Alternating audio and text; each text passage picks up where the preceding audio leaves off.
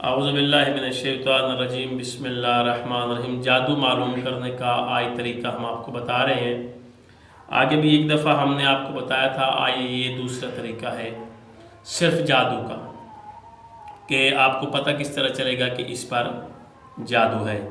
تو آپ نے کرنا کیا ہے کہ ایک گلاس آپ نے پانی کا لے لینا ہے، ٹھیک ہے، ایک گلاس پانی کا لے لیں گے اور اس کا ذائقہ آپ نوٹ کر لیں گے کہ اس کا ذائقہ کیسا ہے۔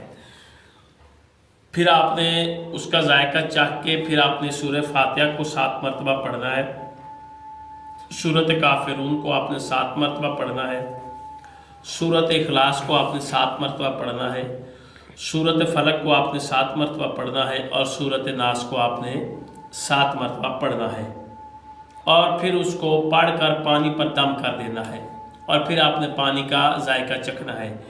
اگر پانی کڑوا ہوگا تو وہ آپ پر جادو ہوگا، اگر وہ کڑوا نہیں ہوگا، اس کا ذائقہ پہلے جیسا ہوگا، تو پھر اللہ کا شکر ہے کہ آپ جادو سے پاک ہیں، یعنی کہ آپ پر جادو کوئی نہیں ہے، کسی قسم کی بھی کوئی پریشانی نہیں ہے آپ پر۔